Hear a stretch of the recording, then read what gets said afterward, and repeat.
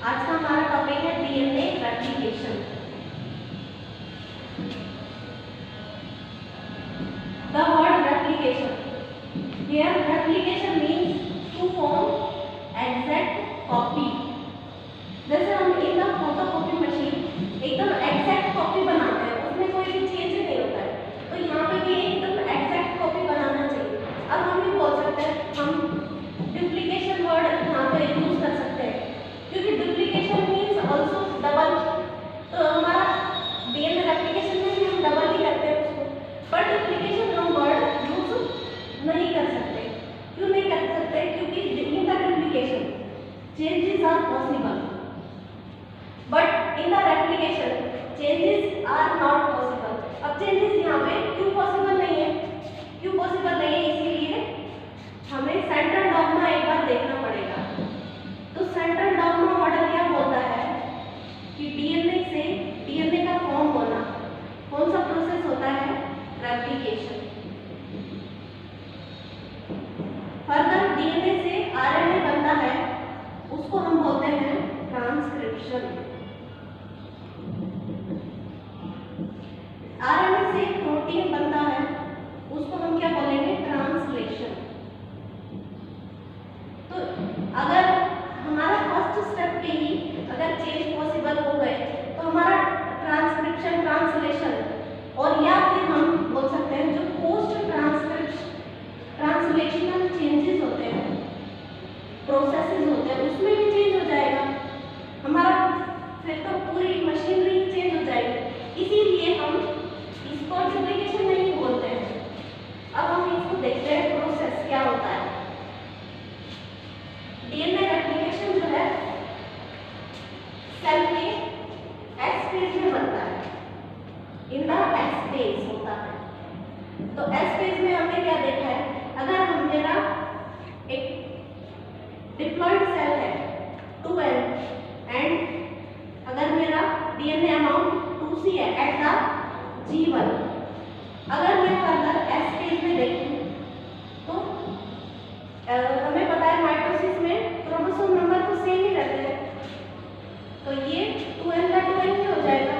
But in the S phase DNA का जो amount है वो 4C हो जाएगा।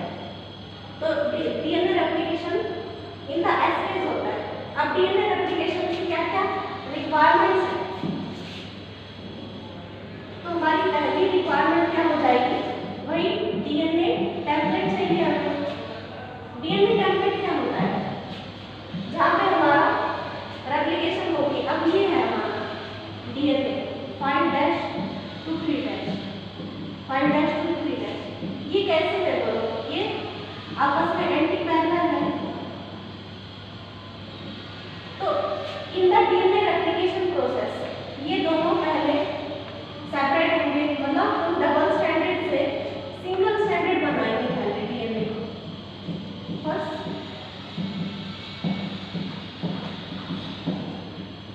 Single standard. अब यहाँ से हमारा प्रोसेस स्टार्ट है।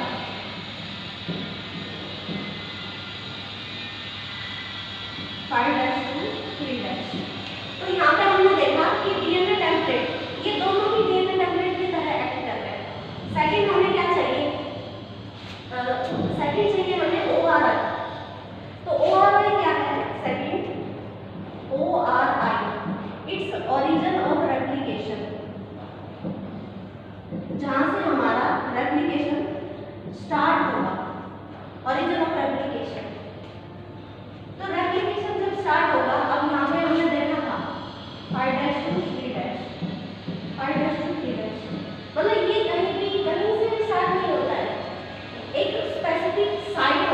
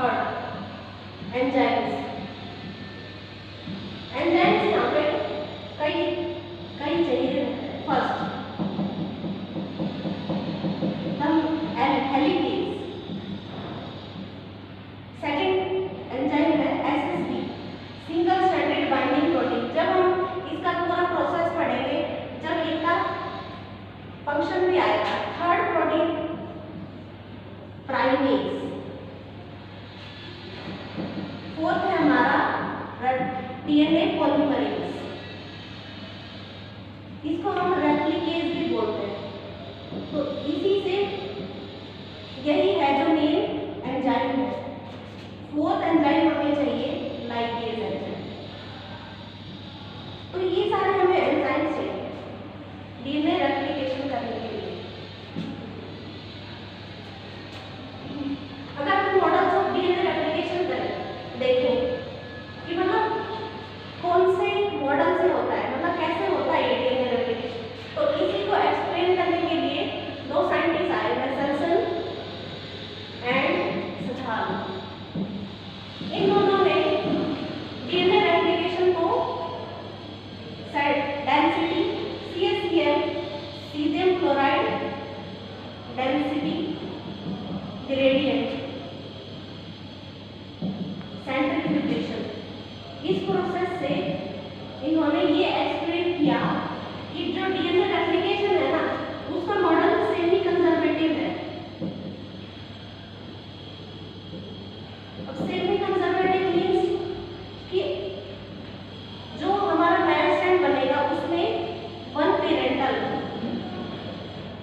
And one new strand, semi conservative का। तो इन्होंने ये एक्सप्लेन किया। तो एक बार हम CaCl डेंसिटी ग्रेडियंट सेंट्रीफ्यूगेशन देखते हैं। इस प्रोसेस में क्या होता है, ऑन द बेसिस ऑफ हम मैक्रोमोलिक्यूल्स, डीएनए एक मैक्रोमोलिक्यूल है, तो हम मैक्रोमोलिक्यूल को on the basis of size, shape and density separate करते हैं। द वर्ड सेंट्रीफ्यूगेशन ये एक टेक्निक रहती है, हम इसको सेंट्रीफ्यूज में परफॉर्म करते हैं। तो साइज एंड डेंसिटी के फॉर्म में हम इसको चेंज करेंगे। यहाँ पे डीएनए का शेप एंड साइज वो सेम रहता है, बट डेंसिटी डिफरेंट रहती है। वो कैसे? तो मेसनसन एंड सथाल ने क्या किया था, नाइट्रोजन भी डीएनए का एक मेन कंपोनेंट है। तो इन्होंने दो आइसोटोप लिए, N15 एंड N14। अब आइसोटोप हमने केमिस्ट्री में पढ़ा है, इसका मतलब क्या होता है कि same atomic number and different mass number. तो नाइट्रोजन का जो एटॉमिक नंबर है वो 7 है, दोनों का 7 है, बट यहाँ पे मास नंबर डिफरेंट है। तो इन्होंने N15 और N14 लिया। अब N15 में से ये वाला N15 जो है वो हैवी आइसोटोप है नाइट्रोजन का। तो इन्होंने क्या किया, फर्स्ट प्रोसेस में पहले इन्होंने जो हैवी आइसोटोप हमने लिया था नाइट्रोजन का N15 को NH4Cl 15 इस फॉर्म में लिया, और उन्होंने फर्स्ट ई कोलाई को इस मीडियम में ग्रो कराया जिसमें N15 था। तो ग्रो कराया तो आफ्टर 20 मिनट्स, हम ये बोल सकते हैं 20 मिनट्स मतलब फर्स्ट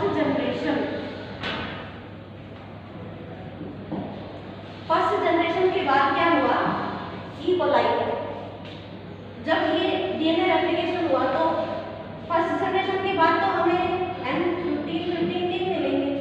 फिर उन्होंने सेकंड जनरेशन किया, मतलब after 40 minutes second generation 40 minutes में ही आएगी।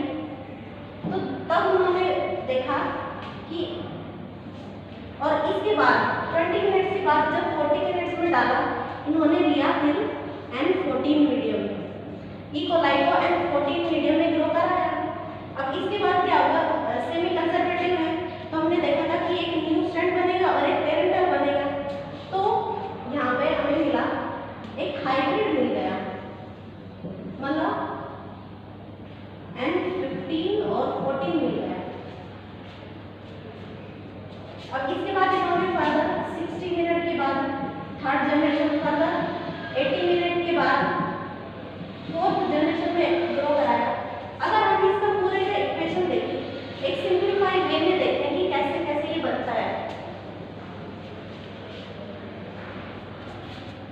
तो फर्स्ट जनरेशन आफ्टर 20 मिनट्स इन्होंने काम कराया। 20 मिनट्स में हमें क्या मिला, सिर्फ N15 ही था यहाँ पे, N15 का, तो यहाँ पे सारे N15 ही मिले हमें।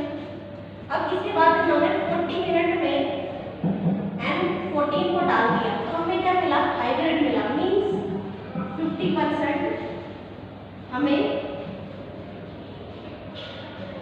हाइब्रिड मिलेगा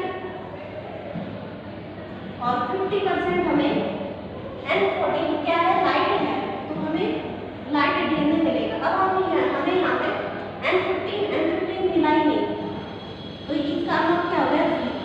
अब इसके बाद फर्दर हम देखेंगे 60 मिनट, तो 60 मिनट में क्या होगा, हमें 25% हाइब्रिड मिलेगा और इतना ही ये इंक्रीज होता जाएगा, क्योंकि हम अब N14 को भी प्रोवाइड कर रहे हैं एज ए सोर्स। तो यहाँ पे ये 75% हो जाएगा लाइट डीएनए और एज सेम N15 0, N15 0।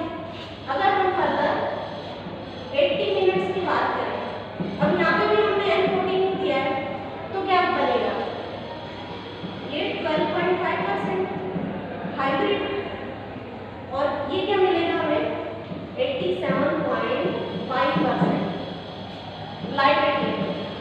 अगर और सिंपलीफाई वे में अगर हम करना चाहें तो यहाँ पे हाइब्रिड का हम देखते हैं, तो हाइब्रिड का हमें मिला 1/2। अब इतना ही ये कम हो गया, तो ये हो गया हमारा 1/4 और यहाँ पे 1/8, तो ये सिंपलीफाई हो गया है। तो मसल से मैंने सुधार में ई को लाइक के सेमी कंजर्वेटिव को बताया था। अब सिर्फ नेचर में सिर्फ सेमी कंजर्वेटिव ही नहीं होता है, दो और भी फिनोमेना होते हैं, तो उसका conservative and the dispersive. First हमने सेमी कंजर्वेटिव को देख लिया,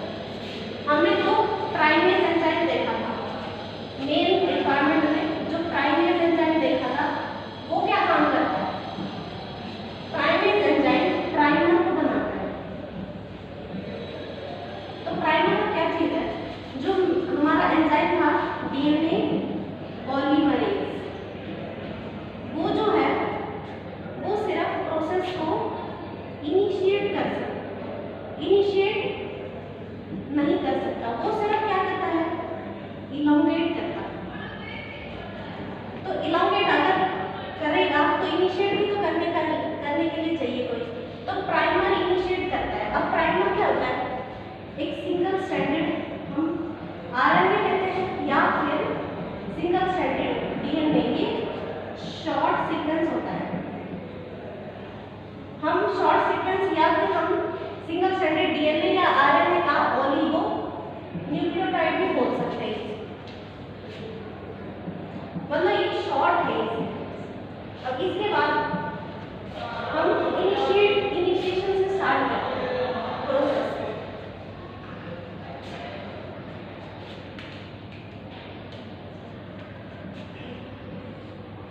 5-2 3-, 5-2 3-। अब हमने बोला था कि ये रूल ऑफ कॉम्प्लीमेंटरिटी इसको गवर्न करता है और ये एक एंटी पैरेलल है। अब rule of complementarity means A T G C T T। अगर ये नया सीक्वेंस बनेगा तो क्या होगा? इसकी कॉम्प्लीमेंट आएगा।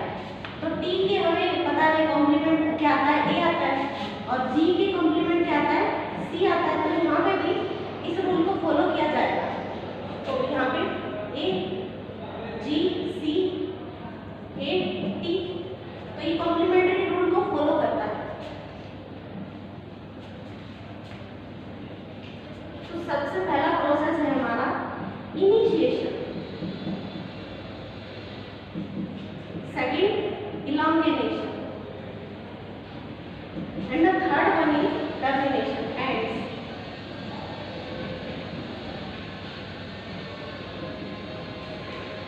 जब हमने देखा था कि ये मैट हो गए, इसके बाद सिंगल स्ट्रैंडेड में चेंज होगा, नया सिंथेसाइज होगा। तो नया सिंथेसाइज हो रहा है अभी 5-2 3-, 5-2 3-। यहाँ पे ये डीएनटीपीज लगे हैं यहाँ पे, मतलब डीएनटीपीज मतलब न्यूक्लियोटाइड ट्राइफॉस्फेट। तो न्यूक्लियोटाइड ट्राइफॉस्फेट जो है वो हमारे कितने टाइप्स के हैं? ATGC है ये। तो ये क्या करते हैं? इनका ड्यूल नेचर मतलब ये एक्ट एज ए सबस्ट्रेट्स, यहाँ पे सबस्ट्रेट्स की तरह एक्ट कर रहे हैं, और ऑल्सो दे प्रोवाइड एनर्जी। अब एनर्जी कैसे प्रोवाइड करते हैं? जैसे हमारा ATP है, जब हम ATP का स्ट्रक्चर देखते हैं तो वहाँ पे आता है, हम बोलते हैं कि वहाँ पे फॉस्फो एनहाइड्राइड बॉन्ड जो है हमारा, जो बीटा और गामा के बीच में होता है, वो टूट के एनर्जी प्रोवाइड करता है। तो ये एनर्जी ऐसे प्रोवाइड करता है। अब इसके बाद यहाँ पे ये डायरेक्शन दे रहे हैं, ये मतलब बिना डायरेक्शन के नहीं होता है, ये रहता है वाई डायरेक्शनल। मतलब कैसे?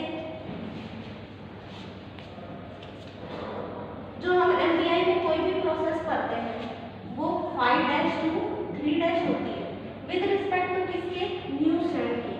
जो हमारा न्यू स्ट्रैंड है ना वो 5-2 3- पे ही बनता है। इसको ही ले लेते हैं हम 5-2 3-। तो यहाँ पे नया स्ट्रैंड बनेगा, तो नया स्ट्रैंड यहाँ पे नया स्ट्रैंड का 5 आएगा, तो ये ऐसे बनेगा, इस डायरेक्शन में बनता है। अब हम बोल रहे थे ये बाई डायरेक्शनल होता है, तो बाई डायरेक्शनल कैसे? इन द यूकैरियोट्स ये बाई डायरेक्शनल होता है। तो बाई डायरेक्शनल जो लीकेज एंजाइम है वो अब इसके बाद उस पे एक्सप्लेन होगा। पहला इनिशिएशन हम देख रहे थे। तो इनिशिएशन करने के लिए हमारा एंजाइम, फर्स्ट एंजाइम हमने जो देखा था वो सबसे पहले क्या आता है? हेलिकेज ही आता है। जो हमारा डीएनए रहता है वो कॉइल्ड फॉर्म में रहता है, डबल साइडेड कॉइल रहता है ऐसे। तो इसको अनवाइंड तो करना पड़ेगा। तो हेलिकेज का काम क्या रहता है? अनवाइंडिंग। अब अनवाइंडिंग ये कैसे करेगा? लाइक ATG अगर ऐसे है तो इन हाइड्रोजन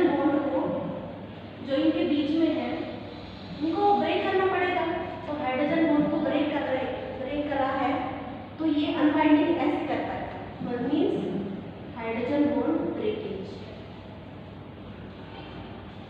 अब सेकंड जो एंजाइम है हमारा वो है SSP।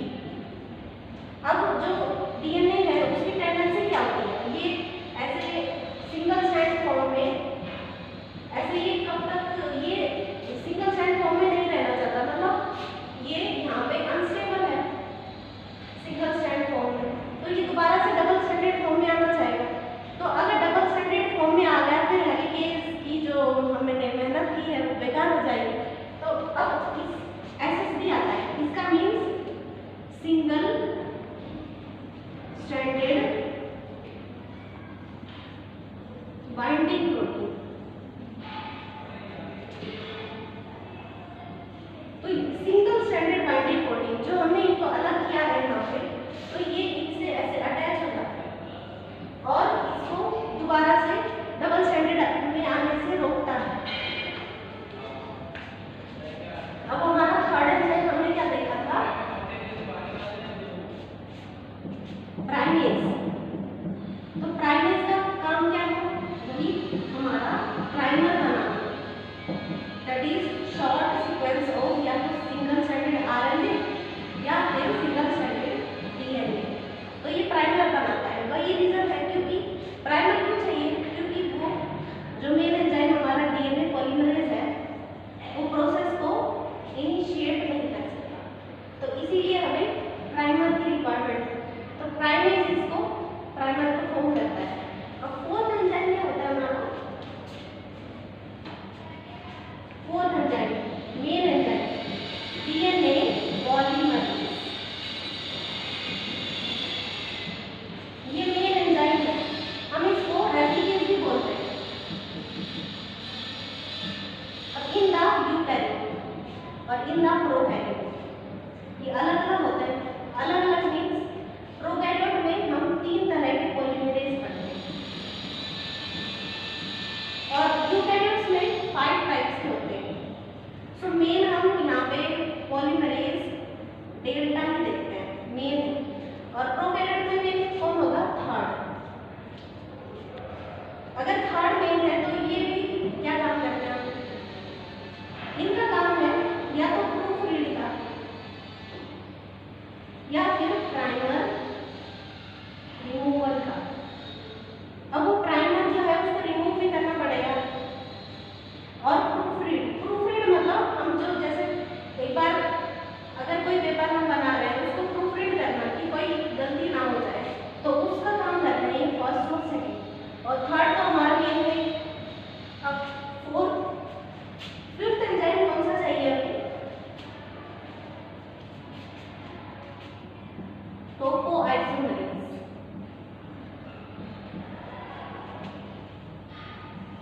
टोपोआइसोमरेज एंजाइम जो है वो क्या करता है, रिवील्स सुपर कॉइलिंग। ये सुपर कॉइलिंग को रिवील करता है। जैसे यहाँ पे हेलिकेज जो है, अगर हम 2 ऐसे रस्सियों को देखते हैं वो ऐसे इंटरलाइंड है, अगर हम उसको ऐसे खींचते हैं तो पीछे जो है उनके टेंशन बढ़ जाती है, तो उस टेंशन को ये डबल स्ट्रैंडेड DNA तो हेलिकेज जब इसे खोलता है तो पीछे टेंशन बन जाती है, तो उसको रिवील करता है ये टोपोआइसोमरेज। टोपोआइसोमरेज को नाम हम यूकैरियोट में टोपोआइसोमरेज ही बोलते हैं।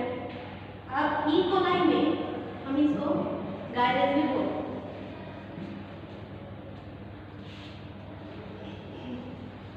और जो लास्ट एंजाइम हमारा है वो है लाइगेज। लाइगेज क्या करता है, एक फेविकोल की तरह एक्ट करता है। तो ये जो हमारे स्ट्रैंड्स है उसको ज्वाइन करने का काम करता है।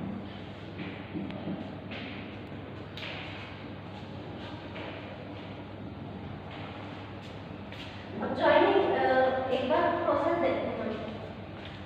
पहला क्या बोल रहे थे हम, इनिशिएशन प्रोसेस देखते हैं। ये है डबल स्ट्रैंडेड DNA, इसको सिंगल स्ट्रैंडेड में चेंज करना है, तो चेंज कौन करेगा, हेलिकेज एंजाइम आएगा, इसने इसको चेंज कर दिया। अब इसके बाद कौन सा एंजाइम आएगा, single stranded binding protein. Single stranded binding protein करता है, इन यहाँ पे ऐसे जुड़ जाएगा और इसको वापस से डबल स्ट्रैंडेड में बनने से रोकेगा। और इसके बाद क्या आएगा, हमारा कौन सा एंजाइम आएगा, प्राइमर। हमें प्राइमर सिंथेसाइज करना पड़ेगा।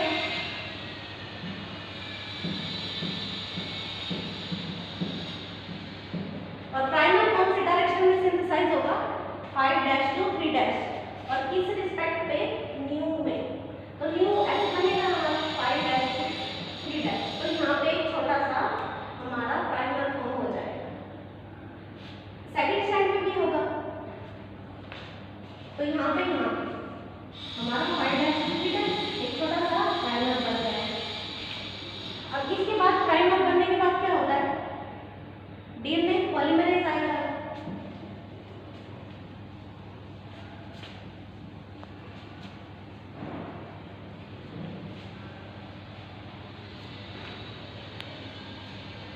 जब हेलिकेज जो है इसको अनवाइंड करना होता है ना, तो ये पूरे को ऐसे अनजिपिंग नहीं करता है। पूरे को अनजिपिंग करेगा तो बहुत ज़्यादा एनर्जी लगेगी, तो एक स्पेसिफिक लोकेशन पे करता है, और उस लोकेशन को हम क्या बोलते हैं, रेप्लिकेशन फॉर्क। एक फॉर्क टाइप स्ट्रक्चर बन जाता है।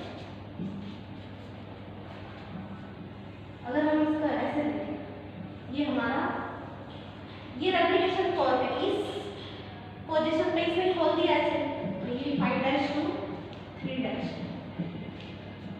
हमने बोला था कि ये बाई डायरेक्शनल है। बाई डायरेक्शनल कैसे, ओरिजिन से ये अब इसको, तो ये हमारा ORI है।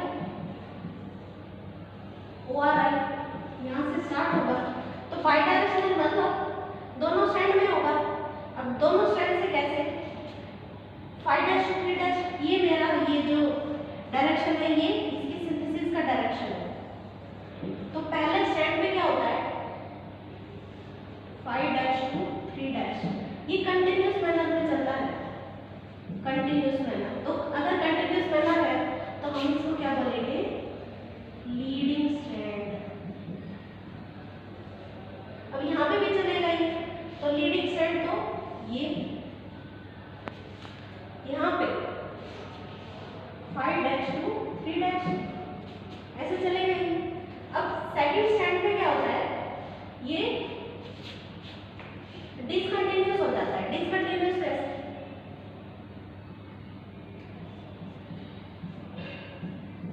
क्योंकि यहाँ पे 5' नहीं है ना, 5' यहाँ पे बनेगा ऐसे, 5' 3', तो इस पे डिसकंटिन्यूस हो जाता है, डिसकंटिन्यूस।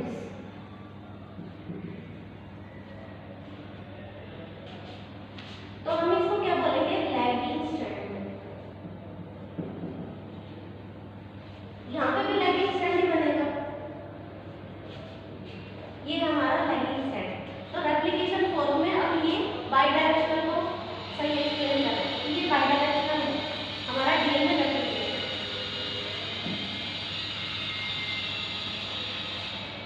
और भी बचा है, कितने हो गए,